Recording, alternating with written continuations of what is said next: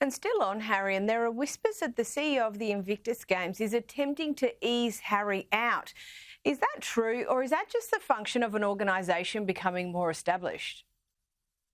I think it's more the latter than the former. So Mike Tyndall, who is Prince Harry's cousin-in-law, effectively, has been made a patron of the Invictus Games.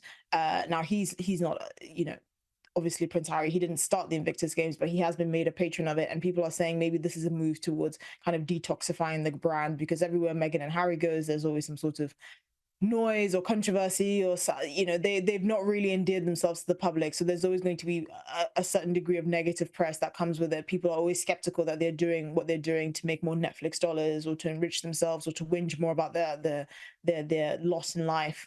But I don't think that that's the case. I think Prince Harry has been very clear that he's very dedicated to the Invictus Games, because it's basically the last remnant of his life as a working royal.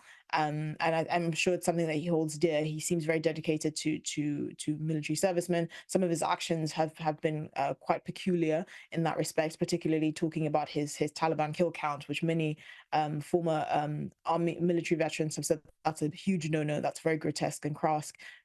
But Prince Harry has made it very clear, at least vocally, that he is dedicated to the Invictus Games. So I don't think, even if they wanted to push him aside, they will. He is coming to the UK in May for the 10th anniversary of the Invictus Games, and that's going to be another.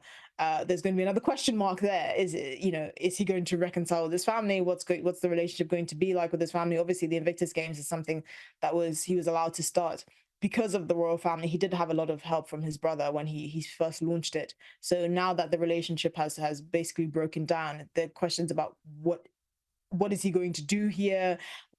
Rightly so, what is his relationship with the Invictus Games going to be? Are the royal family, can they say that this is no longer something that he can deal with? We don't know.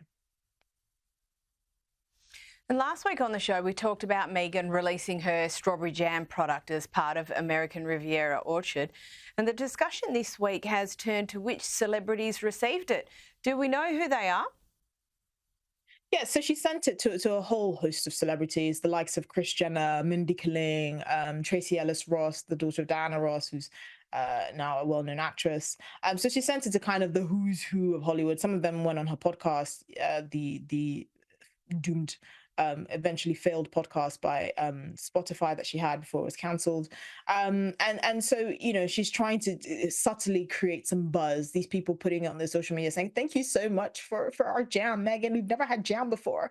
Is kind of drumming up the hype that they would like. There's obviously been a bit of a competition indirectly with the royal family's jam, the jam that they sell, and Meghan's jam. People are saying there's been an uptick in sales basically for the royal family's jam, because people prefer to support the royal family's products as opposed to Meghan's products. Even though Meghan's jam isn't on the market, she's just sending it to celebrities to create buzz.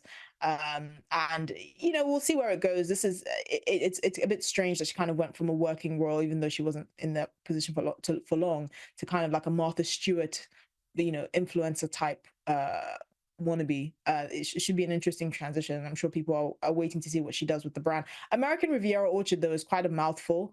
I don't know who advised her on that name, but it sounds like some sort of series, or it's just I think she could have chosen a better name. Yeah, and I did not have Battle of the Jams on my bingo card for 2024. But anyway, royal family news is the gift that absolutely keeps on giving. But still on American Riviera Orchard, and I do agree, it's an absolute mouthful. We understand that Meghan is struggling to find a CEO for the venture. Yeah, so apparently there have been a few candidates that have been considered for the role. Again, it's not surprising because, Meghan, I don't think she has the skills equipped to be the CEO. She'll probably just, be the face of the brand. Since she and Harry moved on from the UK, it's clear that the only role they can carve out for themselves is some sort of influencer type role where they lend their names and their soon, I suspect, to be defunct titles to anything that they do. Apparently they've been struggling to recruit a CEO. They've interviewed a few people. I have this sneaking suspicion that Meghan wants to hire like a woman of color. I don't know why. It just seems like something that's very on brand for her. And so she's kind of looking for the right PR fit as well for the CEO for this role. It's curious which kind of person will take it on. Gwyneth Paltrow's lifestyle brand Goop also has a CEO as well. So it's not something that's unusual, but we're just waiting to see how this kind of evolves.